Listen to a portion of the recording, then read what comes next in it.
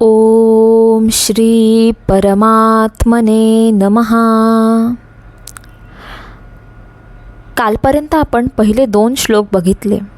आता पहिला श्लोक जो म्हटला तो चिखलीत यांनी, आणि त्यानंतरचा जो श्लोक हे दोघांनी मिळून जागृत केलेला हा मंत्र आहे. आता तिसरा जो मंत्र आहे, तर विष्णूंची अशी इच्छा होती की या श्लोकाची रचना शंकराकडून व्हावी.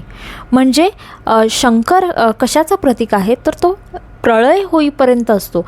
म्हणजे जर शंकराकडून या श्लोकाची रचना झाली तर हा श्लोक जो आहे तो चिरकाळ राहील आणि त्यानेच खरं यश प्राप्त होईल. म्हणून विष्णूंनी कर्दम आणि चिखलीत दोघांनाही शंकराकडे पाठवलं.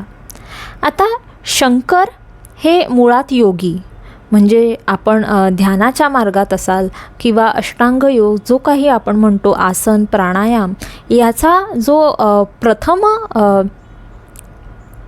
अंगीकार करणारा आहे तो म्हणजे शंकर, आणि याचा संबंध कुंडलिनी आणि ध्यानाशी सुद्धा होतो.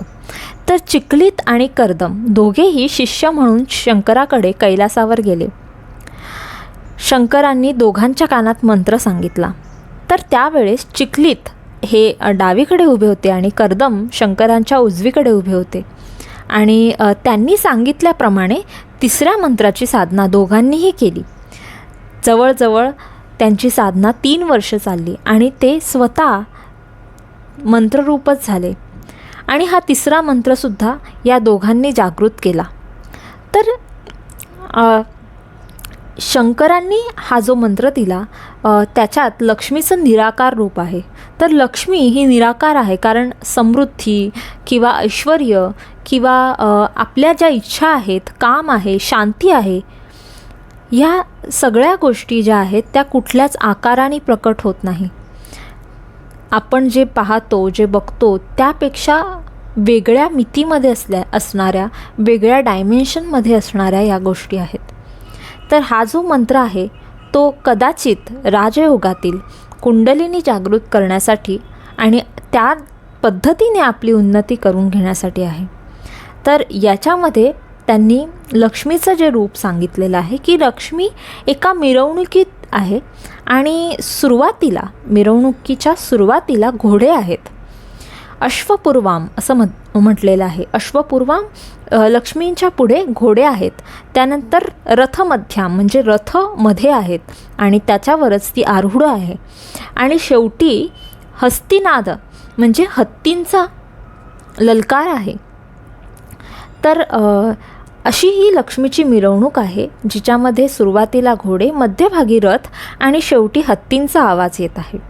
तर याचा संबंध जर आपण राजयोगात बघितला तर असं म्हटलेलं आहे की श्वासात प्रवेश करते जेव्हा लक्ष्मी, त्यावेळेस तिचा आवाज घोड्यासारखा टप टप टप टप असा आहे.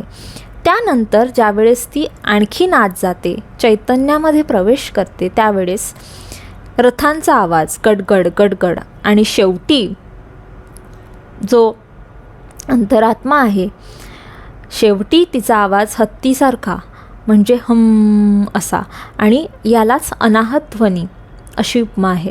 तर सुरुवात, आपल्या साधनेची सुरुवात, त्याचा मध्य आणि शेवट हे तिन्हीसुद्धा लक्ष्मीचं स्वरूप आहे असं सांगण्याचा प्रयत्न या मंत्रातून केला आहे.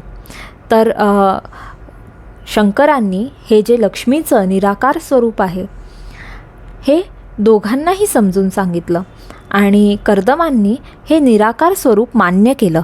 पण चिखलीताला मात्र आईकडे जाता येणार नाही अशी खंत होती, कारण चिखलीत अत्यंत भावूक, आणि आपण म्हणू शकतो की याच्यामागे एक वेगळं कारणही होतं जे आपण पुढच्या श्लोकात बघणार आहोत. तर चिखलीताला आईचं जे एक साकार स्वरूप आहे तेच आवडत होतं. आणि अर्थातच साकार स्वरूप जेव्हा आपण म्हणतो त्यावेळेस त्याचा डिरेक्ट संबंध भौतिक गोष्टींशी असतो. तर चिखलीताचं मन हे अजून निर्गुण झालेलं नव्हतं, मात्र कर्दमांचं मन निर्गुण जे स्वरूप आहे आईचं ते स्वीकारलेलं होतं. तर तिसरा श्लोक आहे अश्वपूर्वां रथमध्यां हस्तिनादप्रबोधिनीं श्रियं देवीमुपव्यये श्रीर्मां देवी जुषताम्. म्हणजे जिच्या मिरवणुकीत सुरुवातीला घोडे, मध्यभागी रथ, त्यानंतर हत्तींचा आवाज आहे आणि त्याच्यानेच लक्ष्मीचा जय जयकार होत आहे, ती लक्ष्मी माझ्यावर कृपा करो. आता ह्याचं मराठी ट्रान्सलेशन बघूया. मिरवणूक साजे अश्वते पूर्वभागी रथादिकमध्ये हस्तिनाद तोवंती.